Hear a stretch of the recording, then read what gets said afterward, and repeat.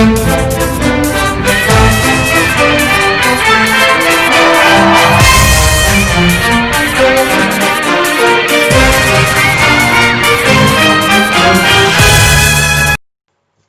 à toi jeune dueliste et bienvenue sur cette nouvelle vidéo de ma chaîne YouTube consacrée à l'extension Vortex Embrasé du jeu de cartes Yu-Gi-Oh de Konami. Donc, contrairement donc, aux deux premières vidéos que vous avez pu trouver sur ma chaîne YouTube, cette fois on va complètement changer d'archétype. On va s'intéresser donc à un nouveau type de carte. Donc ce sont les Wind Witch, donc en français les sorcières vents.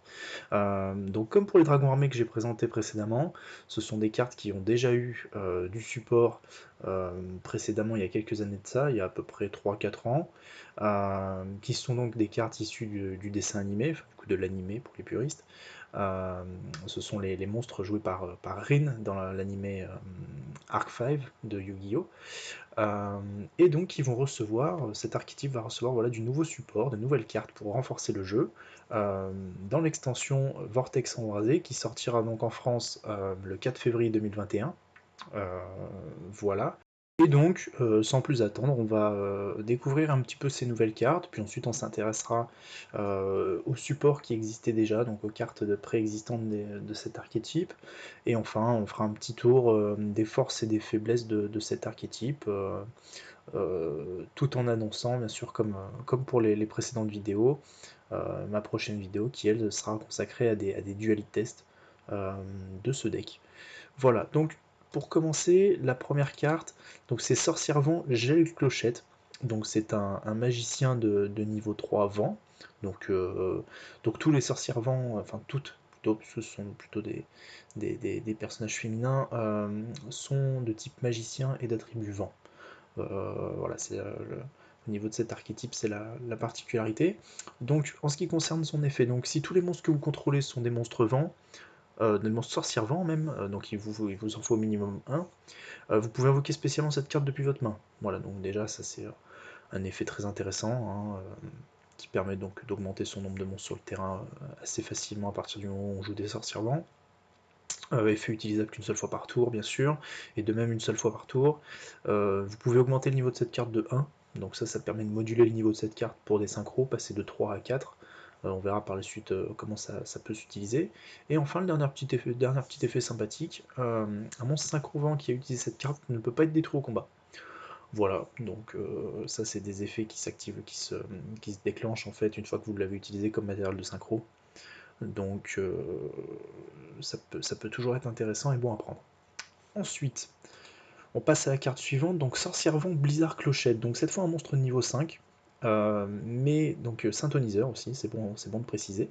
Si vous ne contrôlez aucun monstre, ou si tous les monstres que vous contrôlez sont des monstres Sorcière Vent, vous pouvez invoquer normalement cette carte sans sacrifice, donc on consomme quand même une invocation normale. Durant la main phase de l'adversaire, si on contrôle un monstre Sorcière Vent, excepté un Blizzard Clochette, en quick effect, on peut l'envoyer de la main ou du terrain au cimetière pour infliger 500 points de dommage à l'adversaire. Alors ça on verra par la suite. Donc cet effet comme ça là est pas très intéressant, mais dans l'archétype Sorcière Vent, il y a des effets qui vont s'activer quand vous infligez des dommages d'effet à votre adversaire. Donc c'est ce que permet par exemple cette carte là. Donc voilà, ensuite on va passer directement à la nouvelle carte synchro, donc Sorcière Vent Diamant Clochette. Donc j'ai présenté un monstre de niveau 3 puis un monstre de niveau 5 synthoniseur, donc on a bien sûr une synchro 8. Voilà, avec seule condition, donc un synthoniseur plus un monstre non synthoniseur d'attribut vent. Donc si cette carte est invoquée par synchro, vous pouvez cibler un monstre Sorcière Vent dans le cimetière, on inflige des dommages à l'adversaire égaux à la moitié de son attaque. Donc encore une fois, voilà, il y a cette notion dans cet archétype, un petit peu comme les Farstar, cette notion de dommage d'effet assez répétitive de manière à descendre les points de vie de l'adversaire. Donc avec des effets activables qu'une seule fois par tour. Hein. Et par contre, une fois par tour, si l'adversaire reçoit des dommages de combat ou d'effet, vous pouvez cibler une carte sur le terrain, vous la détruisez. Voilà. Donc bon, ça cible quand même, mais c'est vrai que ça peut toujours être intéressant pour se débarrasser d'une magie ou piège qui traîne, ou d'un monstre qui n'aurait pas de quoi se défendre. Et ensuite, donc cet effet peut être activé 2 fois si jamais vous n'avez utilisé que des monstres sorcières vent pour l'invocation synchro de cette carte. Donc ça pareil, ça peut être 2 fois par tour, ça peut être intéressant, c'est utilisable donc durant le tour de l'adversaire également. Euh, voilà, ça peut combiner avec le Blizzard Clochette, l'effet du Blizzard Clochette en Quick Effect qu'on a vu tout à l'heure. Donc ça, ce sont pour les nouveaux monstres qui arriveront dans Blazing Vortex, enfin Vortex embrasé du coup, et on passe ensuite à une magie, le carillon de la sorcière vent. Alors à savoir que l'archétype sorcière vent n'avait pas eu de magie ou de piège à l'origine de sortie, donc ce sont les premières cartes, on aura une carte magie et une carte piège qui arriveront donc dans cette extension, c'est tout nouveau.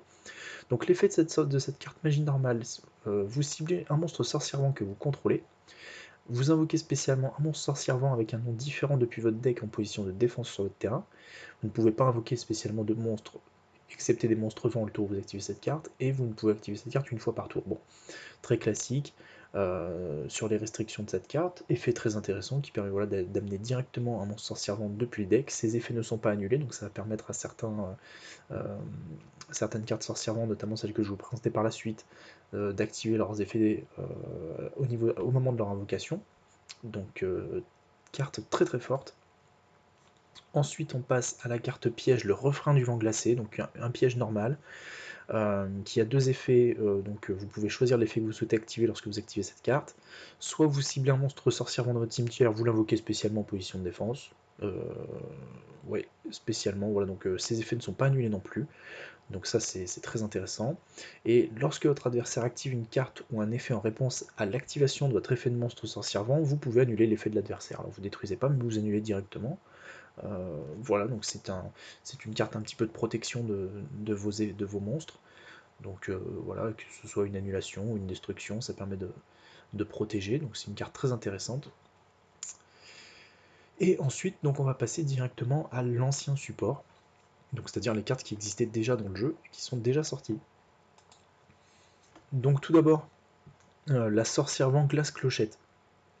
Donc on va dire que c'est un petit peu la carte de départ du combo, puisque Sorcière Vent était basé unique sur, on va dire, un seul combo assez simple.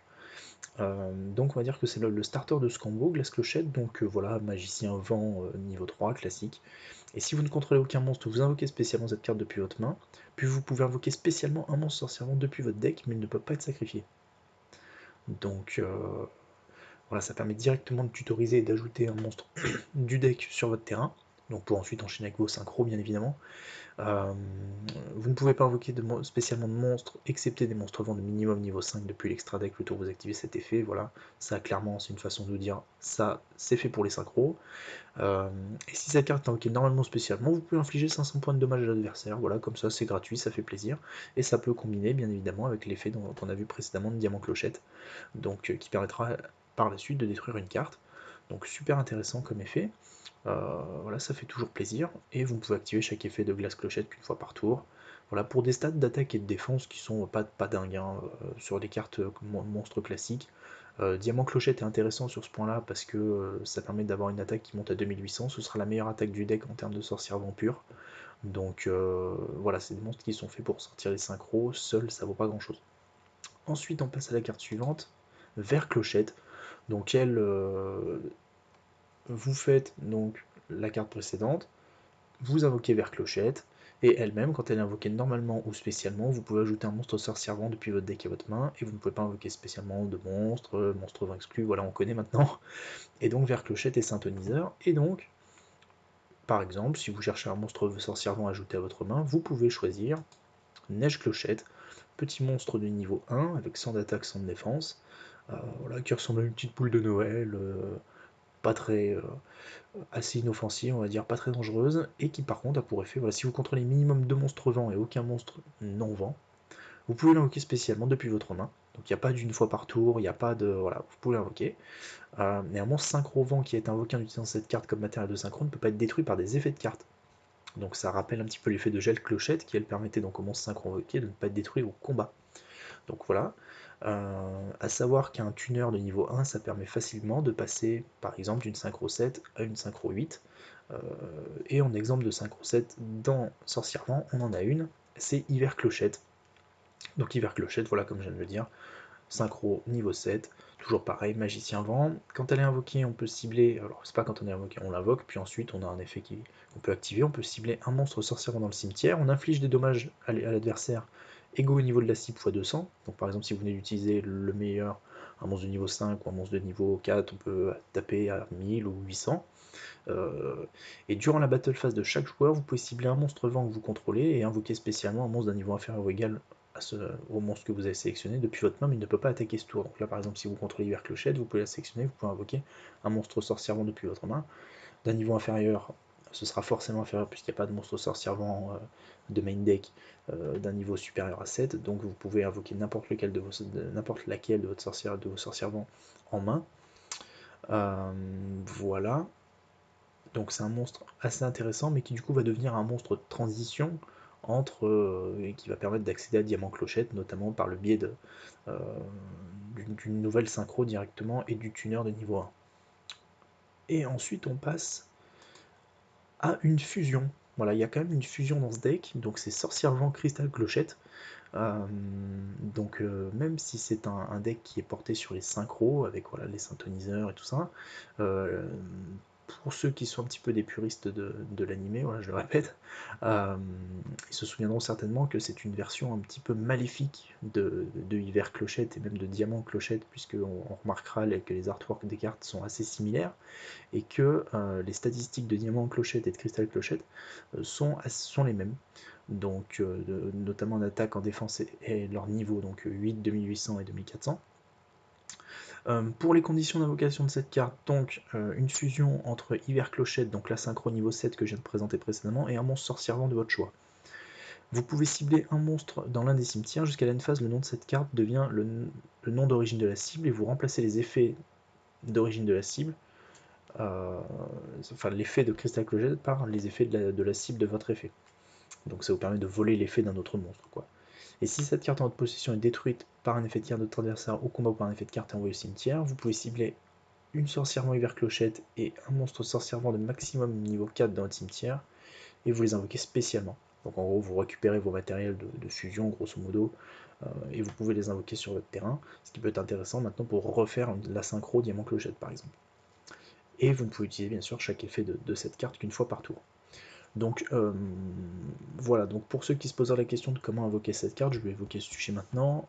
Pour ma part, j'utilise la fusion magicalisée, qui est une carte magie donc, qui est assez récente, qui est sortie il y a à peu près un an, qui permet donc d'invoquer par fusion un monstre magicien en utilisant des matériels de votre terrain ou de votre cimetière, et dans ce cas-là, vous les bannissez. Donc là, ce qui est assez intéressant à faire, c'est de faire votre synchro 8 en utilisant vos différents matériels, notamment Hiver Clochette et votre tuner de niveau 1. Vous les envoyez au cimetière, vous avez votre synchro 8, et une fois que ceci est fait, vous utilisez votre fusion, vous bannissez vos matériels depuis votre cimetière, et vous pouvez invoquer Crystal Clochette. Donc vous vous retrouvez pour quasiment le même coup, en 3 cartes, avec 2 monstres à 2800 sur votre terrain, qui sont vos meilleurs monstres du deck, hein. C'est les monstres clés. Donc voilà pour ceux qui se poseraient la question de comment invoquer ce monstre fusion, puisqu'il n'y a pas de carte fusion sorcière vent existante. Voilà pour la présentation des cartes. Donc ensuite, on va passer directement assez rapidement, pour éviter que la vidéo dure trop longtemps, on va passer aux avantages et aux désavantages de ce deck. J'ai pu le tester, donc j'ai passé un petit peu de temps à me faire une compo assez simple, basée uniquement sur les combos de base du deck, qui, on va dire, manquent encore un petit peu de support. C'est pas suffisant pour monter directement le deck à partir du peu de monstres et de magie piège qu'on a vu, mais pour autant on peut réussir en comblant un petit peu les manques à créer un deck qui tourne, qui reste voilà, donc très très fun. Voilà, comme je l'ai précisé, pour autant Dragon Armé pouvait avoir du potentiel donc, dans les précédentes vidéos, autant là c'est vrai qu'on reste vraiment sur du fun. L'Engine Sorcier Vent a été utilisé dans certains decks, voilà, magicien, qui permettait donc d'invoquer, on va dire, assez rapidement. Pour autant, voilà, le nouveau support en question ne va pas rendre ce deck plus intéressant que pour le fun. Ça reste très limité. On va dire qu'il y a des faiblesses. La sensibilité au end-trap sur tous les effets de tutorisation du deck, bien sûr. Voilà, une hache sur l'effet de tuto et vous êtes bloqué. Il y a très peu d'effets d'annulation de cartes, donc d'annulation d'effets ou quoi que ce soit par la piège. Donc vous êtes très vite sensible au negate de votre adversaire, encore une fois. Vous allez très vite manquer de ressources, il y a très peu d'effets de pioche. Donc c'est vrai qu'une fois qu'on a réussi à poser la synchro et la fusion par exemple, avec un peu de bol, voilà, vous va falloir faire avec ça, après vous êtes vite limité pour remonter votre board, vous avez rien qui vous permet de recycler vos cartes du cimetière. Voilà, après ce qui peut être intéressant, voilà, ce qui est intéressant dans le nouveau support par exemple c'est la magie est plutôt intéressante. Pour vous permettre de sortir votre combo à coup sûr, vous arrivez à coup sûr en un tour à peu près à faire une fusion ou deux, une synchro ou deux, pardon, mais voilà, ça reste quand même limité au niveau du board, vous n'avez pas une assurance. 2800 aujourd'hui, c'est pas non plus en termes d'attaque on va dire une protection infaillible. Donc c'est vrai que pour résumer, ce serait un deck vraiment, si vous voulez le monter pur, qui reste assez limité, voilà, mais qui reste très fun à jouer, les cartes sont très jolies, cette saison, en plus pour le coup, là on est vraiment dans le thème, ces cartes avec la neige et la glace, c'est vrai que c'est des jolis artworks, c'est vrai elles sont sympas. Pour autant, voilà, à part l'engine de base, donc qui étaient les cartes qui existaient précédemment, qui étaient utilisées et qui constituent encore un combo assez efficace pour se retrouver facilement avec 3 cartes sur le terrain que vous pouvez ensuite utiliser pour des links ou des choses comme ça, le nouveau support, quant à lui, n'a rien, voilà, et pour autant moins intéressant que les cartes de base. La cloche qui s'invoque de niveau 5 reste, voilà, son effet, elle aurait pu se spé, ça aurait pu être intéressant, mais là, utiliser la normale, euh, bon, c'est moins intéressant puisque ça peut bloquer. Elle est inutilisable si vous n'avez pas de carte ou une witch sur votre terrain. Il n'y a que la niveau 3 qui, moi, vraiment, par contre, est très intéressante. Elle se spé directement à partir du moment où vous avez une White Witch, donc ça vous permet directement d'accéder, si vous voulez faire de la Link 2, si vous voulez faire directement une petite synchro, avec son effet qui permet de moduler son niveau, elle permet donc de s'adapter si vous avez un monstre de niveau 4 ou un monstre de niveau 3. Elle est assez polyvalente, donc ça c'est très intéressant. La nouvelle synchro constitue, voilà, effectivement un boss monster plutôt intéressant. C'est dommage qu'ils aient pas plus axé ce nouveau support sur les dégâts, ou du moins qu'ils aient pas sorti voilà, une carte ou deux supplémentaires qui permettaient de faire des dégâts d'effet à l'adversaire pour vraiment pouvoir taper un petit peu plus fort, pouvoir mettre plus facilement l'adversaire dans l'embarras. Là c'est vrai que vous faites quoi grosso modo en dégâts d'effet, vous faites 500, 1000, 1500, et voilà, c'est tout. Après, pour taper, vous avez ailleurs voilà, votre monstre à 2800, mais c'est tout. Donc c'est vrai que pour faire des dégâts rapidement, c'est assez limité. Vous vous retrouvez à ne pas pouvoir utiliser très régulièrement l'effet de diamant clochette. Donc voilà, bon. Encore une fois, je le répète, moi je l'ai testé, je vous montrerai donc les extraits des duels dans la prochaine vidéo, puisque là on est déjà, ça fait déjà un petit bout de temps que je parle. Donc, mais c'est vrai que ça reste quand même, voilà, ça reste du fun, c'est limité. Ce sera difficile de vous monter un deck qui permettra de faire des performances en tournoi à partir de ça. Mais c'est pas impossible, c'est jamais impossible, faut pas sous-estimer, il y a certainement des combos aussi que j'ignore qui peuvent être intéressants. Pour autant, voilà, en ce qui concerne les petites techniques que j'ai pu trouver, je vous montrerai ça dans la prochaine vidéo, où j'expliquerai cette fois un petit peu plus en détail le fonctionnement du deck et ce qui peut être intéressant à faire. Et puis, voilà. Donc c'est tout pour cette vidéo. Je vous remercie donc d'avoir été attentif jusqu'ici, d'avoir suivi la vidéo jusqu'au bout. Je vous encourage donc, si le contenu vous a plu, à vous abonner, à lâcher un petit like et aussi voilà à les suivre. N'hésitez pas à les suivre donc ma page Instagram, vous pourrez la trouver donc en description de cette vidéo. Euh, c'est vrai que comme ça vous pourrez être au courant directement dès qu'il y aura une nouvelle vidéo ou du nouveau contenu, ou sinon tout simplement vous abonner à la chaîne, voilà, ça fait plaisir. Donc je vous remercie et je vous dis à la prochaine.